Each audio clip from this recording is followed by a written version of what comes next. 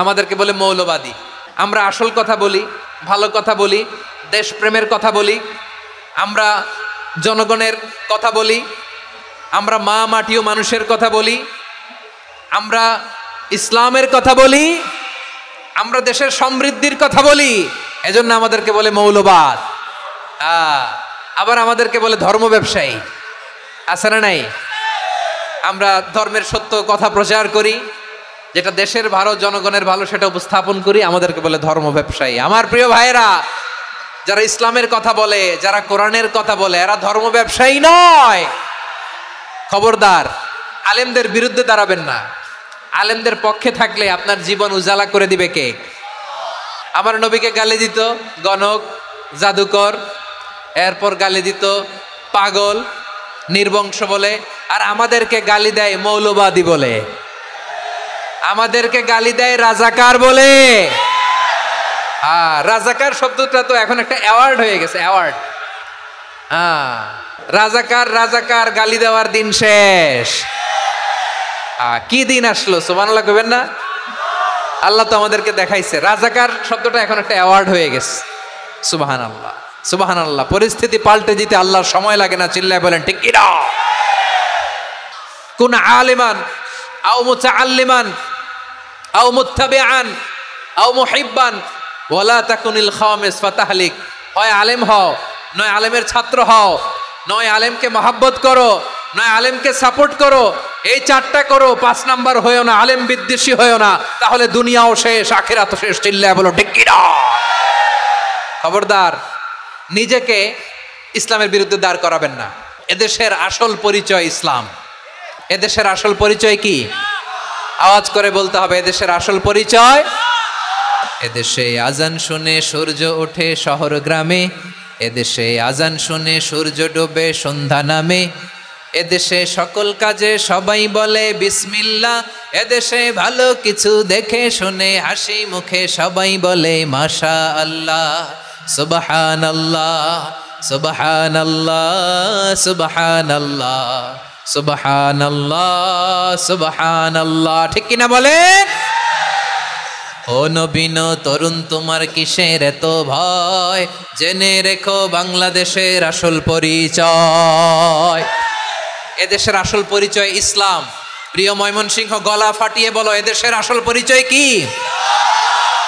এদেশে পরস্পরে দেখা হলে দেয় সালাম, এদেশে আমজনতার হৃদয় জুড়ে পাক কালাম। ঠিক কিনা বলেন? এদেশে পরস্পরে দেখা হলে দেয় সালাম, এদেশে আমজনতার হৃদয় জুড়ে পাক কালাম, এদেশে খারাপ হলে সর্বজনে সর্বক্ষণে দোয়া পড়ে ইন্না লিল্লাহ, সুবহানাল্লাহ, সুবহানাল্লাহ, সুবহানাল্লাহ, সুবহানাল্লাহ। এদেশে আজান শুনে সূর্য ওঠে শহর গ্রামে, এদেশে আজান শুনে সূর্য ডুবে সন্ধ্যা নামে, এদেশে সকল কাজে সবাই বলে বিসমিল্লাহ, এদেশে ভালো কিছু দেখে শুনে হাসি মুখে সবাই বলে মাশা আল্লাহ, সুবহানাল্লাহ। সবাই পড়েন সুবহানাল্লাহ, সুবহানাল্লাহ, সুবহানাল্লাহ, সুবহানাল্লাহ, সুবহানাল্লাহ, সুবহানাল্লাহ, সুবহানাল্লাহ, সুবহানাল্লাহ। এদেশের আসল পরিচয় ইসলাম। চিৎকার করে বলতে হবে, এদেশের আসল পরিচয় কি? এজন্য রব্বুল আলামিন বলেন, ওয়াসবির আলা মা ইয়াকুলুনা ওয়াহজুরহুম হাজরান জামিলা।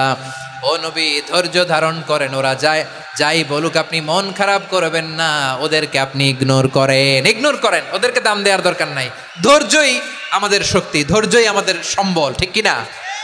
আমার প্রিয় ময়মনসিংহবাসী, ধৈর্য এমন একটা গাছ। আমার দিকে তাকান, খেয়াল করে শুনেন, জরুরি কথা। ধৈর্য এটা এমন একটা গাছ, যেই গাছের চারিদিকে কাটা, কিন্তু এই গাছের ফলটা বড় মিষ্টি।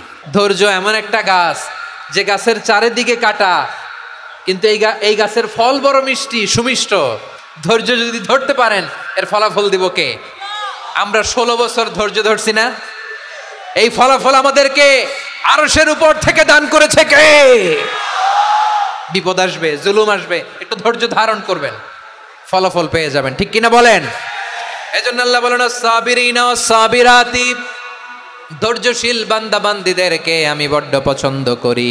ওয়ালা নাবলুওয়ান্নাকুম বিশাইইম মিনাল খাউফি ওয়াল জু'i ওয়া নাকসিম মিনাল আমওয়ালি ওয়াল আনফুসি ওয়াস সামারাত ওয়া বাশশিরিস সাবিরিন।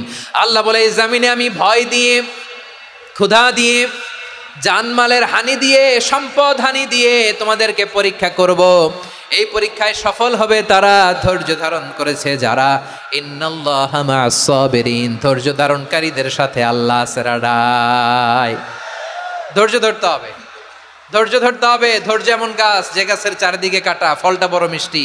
বিশ্বনবী বলেন আজাবান লি আমরিল মুমিন আন্না আমরাহু কুল্লাহু লাহু খাইর ওয়া লাইসা যালিকা ইল্লা লিল মুমিন ফাইন আসাবাতহু সাররাউ শাকারা ফাকানা খাইরাল্লাহ ওয়া ইন আসাবাতহু দাররাউ সাবারা ফাকানা খাইরাল্লাহ।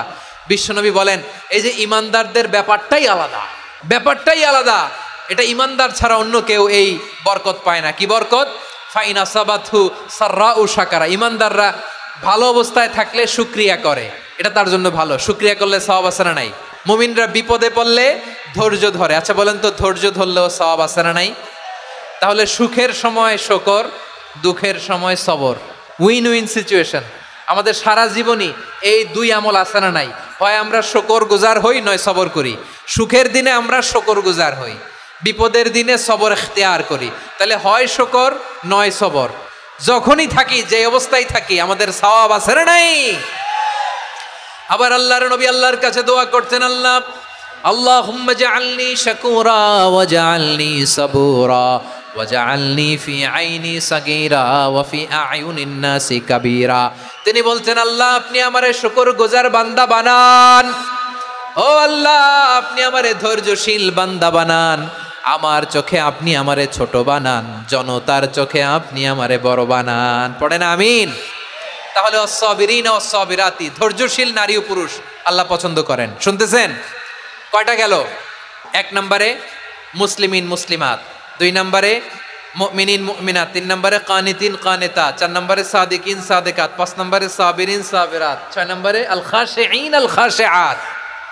মনোযোগ আছে না গেছে? আল খাশিঈন মানে বিনীত, বিনীত, যারা আল্লাহর কোনো আদেশ অমান্য করার ভয়ে যাদের হৃদয়ে প্রকম্পন শুরু হয়ে যায়, আল্লাহর আদেশ না জানি লঙ্ঘন হয়, সবসময় হৃদয় কাঁপতে থাকে, হৃদয়ে থাকে খুশু। আল্লাহ বলেন قد أفلح المؤمنون الذين هم في صلاتهم خاشعون। সফল হয়েছে ওই ব্যক্তিরা যারা ঈমান এনেছে আর যারা নামাজের মুসল্লায় যখন দাঁড়ায় তারা বিনীতভাবে আল্লাহর সামনে দাঁড়ায়। নামাজের জায়নামাজে যখন দাঁড়াবো আমরা ভাববো হতে পারে এটাই আমার জীবনের শেষ নামাজ। আমার কলিজার টুকরা ময়মনসিংহের ভাইয়েরা, এই চিন্তাটা নামাজে যখন দাঁড়াই, এই চিন্তাটা মাথায় রাখা যাবে? যাবে? যখন দাঁড়াবো ভাববো হতে পারে this could be my last and final সালাত, হতে পারে এটাই আমার জীবনের শেষ নামাজ। ঠিক কিনা বলেন?